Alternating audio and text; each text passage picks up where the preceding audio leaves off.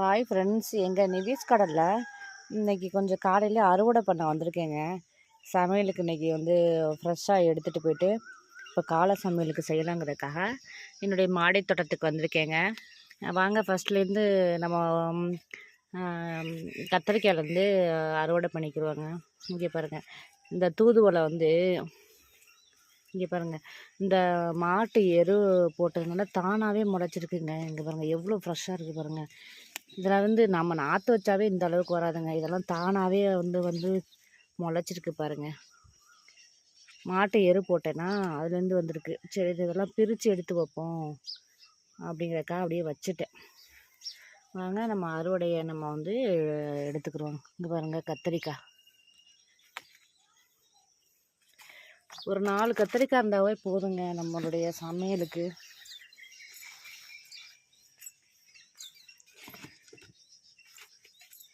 இங்கே பாருங்கள், இந்த செடியிலே பாருங்கள் எத்தனை கத்தரிக்காய் இருக்குது பாருங்கள்.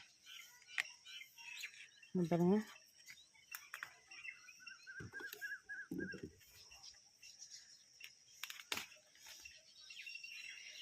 நம்ம ஃப்ரெஷ்ஷாக எடுத்துகிட்டு போயிட்டு நம்ம சாம்பாரோ இது வறுவல் எண்ணெய் காயை செய்வாங்க. சூப்பராக இருக்குங்க எண்ணெய் காயை செய்யும்போது. அடுத்து பார்த்திங்கன்னா இதெல்லாம் வந்து இப்போ தாங்க பிஞ்சு வந்துக்கிட்டு இருக்கு.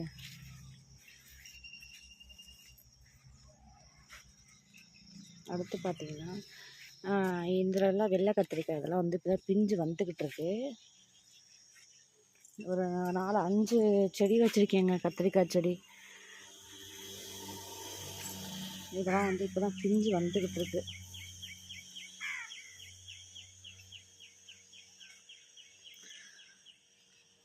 கத்திரிக்காய் வந்து அன்றைக்கி பார்த்திங்கன்னா ஒரு 5 கத்திரிக்காய் நமக்கு சமையலுக்கு வந்திருக்குங்க.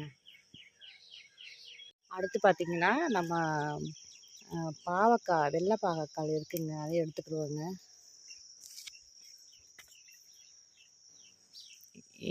இதுக்கு மேலே விட்டோம்னா அப்படியே எல்லாம் பழுத்து போயிடும். பாருங்க, வெள்ளை பாவக்காய்.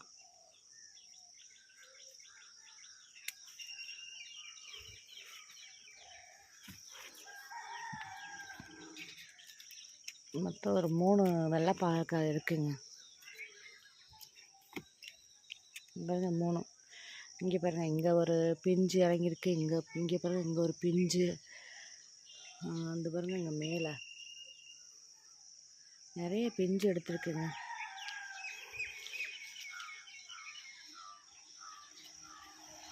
நிறைய பிஞ்சு எடுத்துருக்குங்க. பாருங்கள், இங்கே ஒரு பிஞ்சு இருக்குது பாருங்கள், வெள்ளை பாகல்.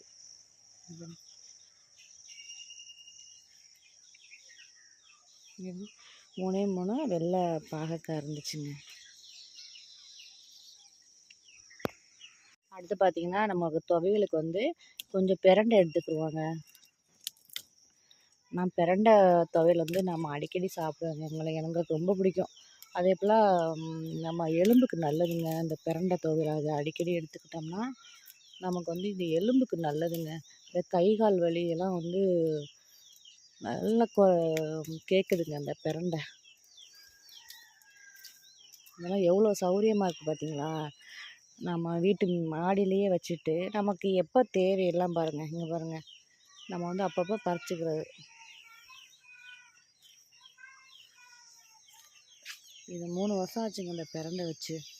நல்லா நல்லா முத்தி போயிருக்கு பார்த்தீங்களா, அதோடைய தண்டு பகுதியெல்லாம்.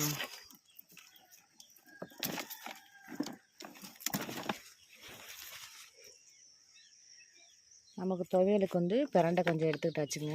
பாருங்கள், பூவோட சேர்த்து எடுத்துட்டேன் பாருங்கள்.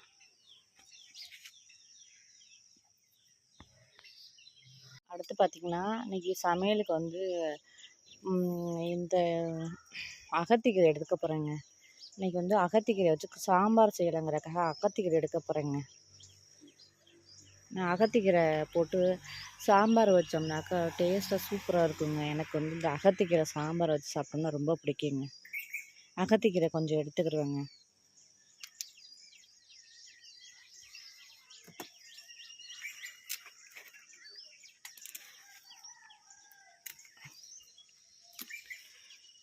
இப்படி கொஞ்சம் ஒடிச்சு எடுக்கும்போது இன்னும் கொஞ்சம் கிளை வெடித்து நிறைய வருங்க. அகத்திக்கீரை மட்டும் பருப்பு போட்டு சாம்பார் வச்சோம்னாக்கா நல்லா டேஸ்ட்டாக இருக்கும். இப்போ நம்ம வந்து தனியாக நம்ம அவியலோ இப்போ பொரியலோ செஞ்சோம்னா குழந்தைங்க சாப்பிடாது. பருப்பு போட்டு நம்ம சாம்பார் வச்சோம்னாக்கா குழந்தைங்க வந்து நல்லா சாப்பிடுங்க. இது வந்து சும்மா ஒரு மாதத்துக்கு ஒரு டைம் கூட நம்ம எடுத்துக்கலாம். நம்ம அடிக்கடி வந்து அகத்திக்கீரை எடுத்துக்கோங்கன்னா மாதத்துக்கு ஒரு 2 டைம் நம்ம எடுத்துக்கலாம். 15 நாளைக்கு ஒரு டைம் எடுத்துக்கலாம். 2 அகத்தி செடி வச்சுருக்கேங்க. இங்கே பாருங்கள், இதெல்லாம் அந்த அகத்தி வச்சுட்டு ஒரு 3 வருஷம் ஆச்சுங்க. இதெல்லாம் வச்சு நல்லா பாருங்கள், எல்லாம் பெருசாக இருக்குது அகத்திக்கீரை. இது ஒன்று வச்சுருக்கேங்க. அடுத்து பார்த்திங்கன்னா கொத்தவரங்காய் எடுத்துக்கிடுவாங்க. கொத்தவரங்காய் வந்து ஒரு 2 செடி வச்சுருக்கேங்க. 2 செடிலையும் நமக்கு சாம்பாருக்கு தேவையான நமக்கு காய் வந்து கொடுக்க ஆரம்பிச்சிருக்கு. அதனால் இன்னும் 2 பாட்டில் வந்து போட்டிருக்கேன்.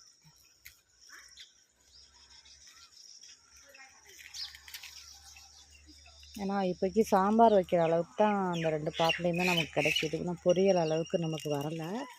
அதனால் என்ன செஞ்சுருக்கேன்னா இன்னும் ஒரு 2 பாட்டில் வந்து போட்டிருக்கேன் அது அந்த கொத்தவரங்காய்.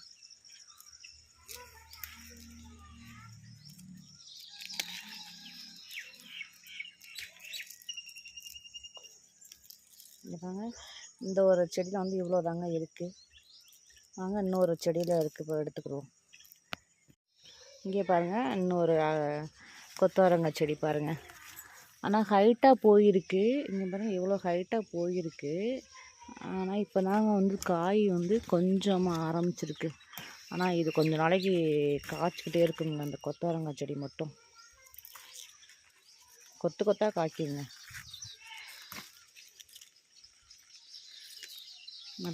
தைப்பட்டத்துக்கு வச்சுருந்தேன். பார்த்திங்கன்னா ஒரு 5 மாதத்துக்கு கண்டினியூவாக கொத்தாக காய்ச்சிக்கிட்டே இருந்துச்சு. நம்ம ஆர்கானிக்காக சாப்பிடும்போது பொரியல் பண்ணி சாப்பிட்டோம்னா நல்ல டேஸ்ட்டாக அருமையாக இருக்குங்க. ஆனால் சீக்கிரம் குக் ஆகிடுது.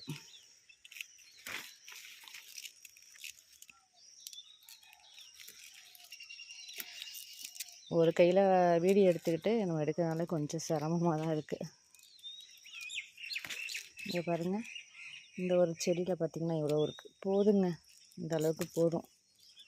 இங்கே பாருங்கள், 2 சேர்த்து பாருங்கள்.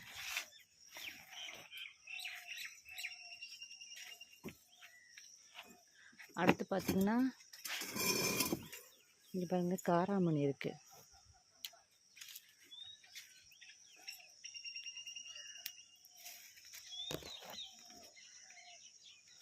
காராமணி ஒரு 2 தாங்க இருந்துச்சு. இப்போ தான் அதெல்லாம் பூ வந்துக்கிட்டு இருக்காங்க. அதெல்லாம்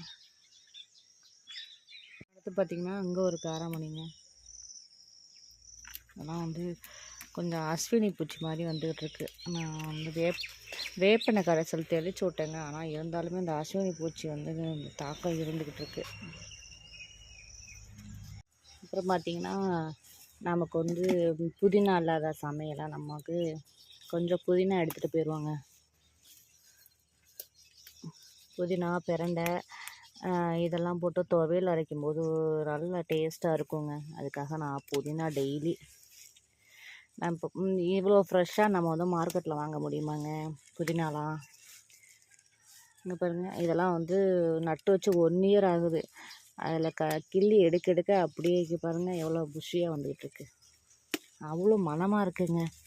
நம்ம கார்டனுக்கு மேலே வரும்போது இந்த புதினாவுடைய மணம்லாம் அவ்வளோ சூப்பராக இருக்குங்க.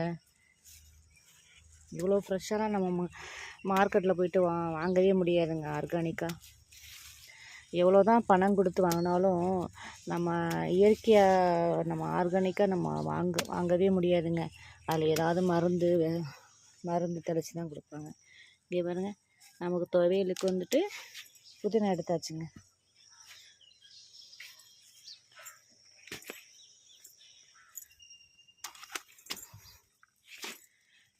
நமக்கு வந்து இன்றைக்கி வந்து அறுவடை பண்ணிட்டாங்க. என்ன அறுவடை பண்ணியிருக்கேன் பார்க்கலாம் வாங்க. இங்கே பாருங்கள், கொஞ்சம் புதினா எடுத்துருக்கேங்க. அடுத்து வந்து சாம்பாருக்கு வந்து அகத்திக்கீரை, ஒரு 4-5 காராமணி. அடுத்து பார்த்திங்கன்னா பிரண்டை, துவையலுக்கு பிரண்டை. இங்கே பாருங்கள் கொத்தவரங்காய், 3 பாகக்காய், ஒரு 5 கத்தரிக்காய்.